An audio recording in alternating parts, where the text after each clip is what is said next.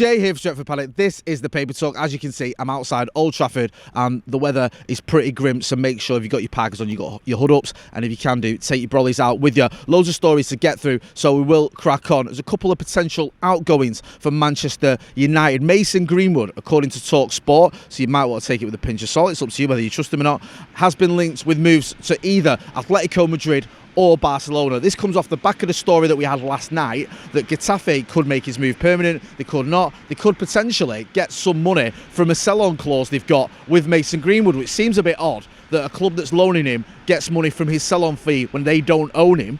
But this is Mason Greenwood. It's obviously a very peculiar situation. So, as always, we'll keep you posted on that one. He's done all right since he's got to Getafe.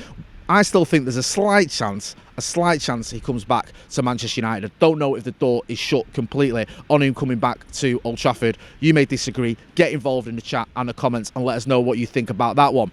According to the Evening News as well, and this is via reports in France, Casemiro has been linked with a move to PSG. PSG reportedly interested in signing Casemiro. Whether that happens, we'll have to wait and see. There's been a lot of talk lately of Casemiro moving from Old Trafford. Apparently, Sir Jim Ratcliffe isn't a big fan of that deal, wasn't a big fan of that deal, and when he visited Carrington, he flagged up the fact Manchester United had paid 70 million and give, I think it was a 4-year deal with an option of one more year to a 30-year-old. He wasn't a big fan of it. Looks like Casemiro might be going. We'll have to wait and see. He's obviously been injured for the last couple of months.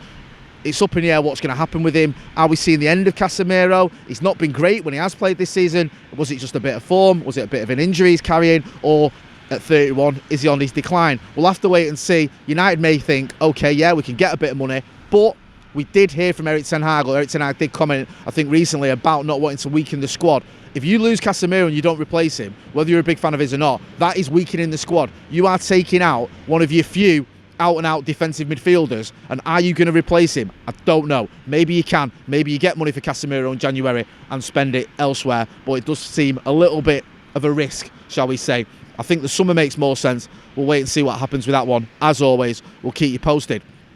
On the managerial front, there's been quite a few managers linked with taking over from Erik Ten Hag as he seems to be under more and more pressure. Obviously, the loss to Bournemouth, 3-0 home loss, the loss to Bayern Munich in the Champions League, United out of Europe, of course. Newcastle joining them last night as well, which could affect the coefficient, which will affect the coefficient, which means it's going to be touch and go and even unlikely that the fifth place team in the Premier League gets Champions League football next season, which could affect Manchester United, of course. So Erik Ten Hag under pressure. We've got this trip to Anfield at the weekend. If we get beat there heavily, then he'll be under even more pressure. And as I was mentioning last night, it's not even the trip to Anfield that I'm most scared of, even though that could be audible. We've also got West Ham away and Villa at home. And the thing with that is, if you lose at Anfield, okay, that's one result that's not good, but it's almost like you go, fair enough, it's one of the best teams in the land, you're losing at their ground, you can stomach it, albeit unless it's a hammering. If you lose away at West Ham and you lose at home to Aston Villa, which could happen, because West Ham are a decent team and you're playing them away from home, Villa are absolutely flying. If you lose them two as well, on the back of that Bournemouth result, on the back of that Bayern Munich result, and a loss at Anfield, you're in serious trouble, and Erik Ten Hag may find himself under some real pressure. He may even find himself out of a job. Now, there's certain reports that are saying different things. In The Independent, I think Miguel Delaney was saying that the owners are going to wait until Sir Jim Ratcliffe comes in before making any decision or any move against Erik Ten Hag. So you're not going to see Erik Ten Hag sacked until Sir Jim Ratcliffe comes in. When is that going to happen? The 25% stake that Ineos are meant to be buying, we keep hearing next week, in 2 weeks, the truth of the matter is, we just don't know. But he might end up coming at the end of the year, and his first move might be getting rid of Erik Ten Hag if we've been on that bad run that I mentioned earlier. Or he might say, I'm going to stick with the manager. I think we need to stick with the manager, just to the end of the season at least. I'm sick of this merry-go-round with managers, and I'm sick of players just sort of, not down in tools, but almost waiting for the manager to get sacked. I think it's a bad sort of state of affairs and a bad trait we've had at Manchester United, and we need to fix it. So we'll have to wait and see what happens on that front. But two potential managers that could be coming in. One, Graham Potter. Saw this in the Sun, hashtag don't buy the Sun. Other newspapers have picked up on it. I think the Mirror have had it as well, that Graham Potter apparently had a meeting with Sir Jim Ratcliffe. He could be the next Manchester United manager. We'll wait and see what happens on that one. Graham Potter was flying pretty high after his stint at Brighton, went to Chelsea. I think he won 12 out of 31 games, was then sacked. Is that really a recipe for coming into Manchester United and having success? I know Jose Mourinho was sacked at Chelsea and then came into Manchester United, but he was someone who'd won a Champions League twice, who'd won lots of titles. Graham Potter, I think he's won the Swedish Cup or something like that. He doesn't have a CV where you go, oh yeah, he's got a history of big successes. The players are going to respond to him. But this might be part of the new sort of regime where you have a sporting director and a coach like Graham Potter. We'll have to wait and see. Not a big fan of that one personally. Get involved in the chat in the comments and let me know what you think. Another manager that's been linked with us is Julen Lopetegui, the former Wolves boss, has been linked with a move to Manchester United. I've seen this, I think, in the Daily Mail. They're saying that he could be the next Manchester United manager. This is another one that massively underwhelms me. Listen, I know he did quite well at Sevilla, obviously beat us in the Europa League semi-final, went on to win that competition that season. But this is a guy, I think he's been sacked, is it 4 times? In his career. Was he sacked at Porto, I think? I think he spent more money than anyone there.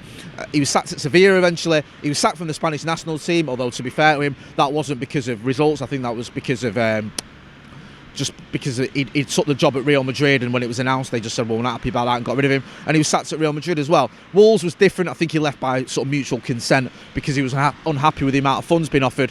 Took Wolves to 13th, won the Europa League, has done okay as a manager, but he has been sacked a few times, and I think he's about 57. So it's not like he's a young manager coming in on the sort of, on the rise in his career. He's a manager that's done all right, but been sacked quite a few times. So I don't think he is the answer. I'm not a big fan of Graham Potter coming in. I'm not a big fan of Lopetegui coming in. You may disagree. Let me know in the chat and the comments. Who do you want to see coming in? Do you want to see Lopetegui? Do you want to see Graham Potter? Do you want to see Erik ten Hag being given more time at Manchester United? Let us know what you think. Don't forget as well, we're going to be in Dublin on the 28th of December. Me, Howson, McCullough, Joe and Wes Brown, the hardest man in all the town, going to be in the Red Cow, Dublin on the 28th of December. There's a link in the description. If you can get over there, come and join us. Don't forget as well to hit like, share and subscribe. More videos coming up later on. I'm going to have Off the Bar plus videos with Stephen Howson, so make sure you check those out. I've been Jay Motty outside a very wet Old Trafford. Thanks for watching.